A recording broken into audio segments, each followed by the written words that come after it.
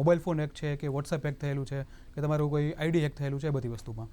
એના માટે પહેલી વસ્તુ તો બે પ્રકારે વસ્તુ છે કે તમારી ઘણી વખત એવું છે કે ફોરવર્ડેડ મેસેજ આવતા હોય છે, એમાં .apk વાળી ફાઇલ આવતી હોય છે.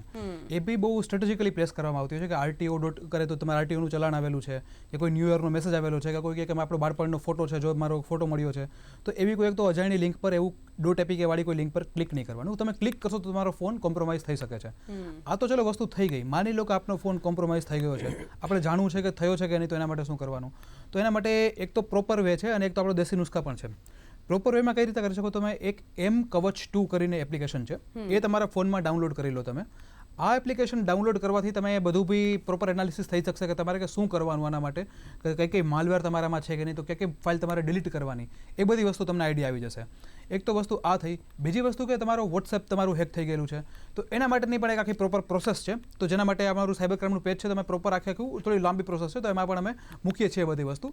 તો એમાં પણ એ રીતે હોય છે કે તમારું જે વોટ્સએપમાં જે બી પ્રમાણે તમારું એક વખત ફોર્મેટ કરવાનું થતું હોય છે, ફોન છે તમારો, એ બધી વસ્તુથી થઈ શકતું હોય. તો એના સિવાય તમારે ફોન જે સ્વિચ ઓફ કરવાનું કહો છો એ પણ વસ્તુ કરો, પણ સ્વિચ ઓફ કરવાથી તમારા માલવેર ડિલીટ નહીં થાય. આમાં એક વસ્તુ એમાં છે કે એક આખું પરમેનન્ટ સોલ્યુશન નથી. અને બીજી જેમ આપણે વાત કરી મોબાઈલ ગરમ થતો હોય એટલે બહુ આપણે જાગૃત ના કરીશું, થોડી વસ્તુ આપણે આઈડિયા આવી ગઈ છે, દેશી નુસ્ખાની વાત કરું છું. એ જ રીતે મોબાઈલ ગરમ થવો, તમારો મોબાઈલની બેટરી ફટાફટ ડ્રેન થવી, તમારા કોઈ એવું લાગે કે કોઈ અચાનક કોઈ મેસેજનું બોમ્બાર્ડમેન્ટ તમારા ફોનમાં થવું કે જે તમે કરેલું નથી, તમારી ઘણી વખત મેસેજમાં શું કહે અકાઉન્ટનું કોઈ પૈસા ગયેલા હોય તો એનું કોઈ તમારું નોટિફિકેશન આવું, તો એ બધી વસ્તુ તમારા કોઈ ઇન્ડિકેટર્સ છે કે તમારો મોબાઈલ ફોન હેક થયેલો છે. તો એવા સંજોગોમાં એક તો ખાસ કરીને તમારે થોડો ડેટાનો બેકઅપ લઈ લો અને પછી એને ફોર્મેટ કરો. ત્યારે તમારી વસ્તુમાં એક જનરલી તમારો ફોન છે કે સિક્યોર થઈ ગયેલો એ કહી શકાય તમારે. તો મેન તો આ વસ્તુ કરવાની થાય. અને કોઈ બી છતાં આવી વસ્તુ લાગે તો તમે જે 1930 છે ખાલી ફાઇનાન્શિયલ ફ્રોડ માટે નથી, બધા ફ્રોડ માટે છે. એમાં પણ તમે ફોન કરીને આના રિગાર્ડિંગ પણ તમે વસ્તુ કહી શકો છો.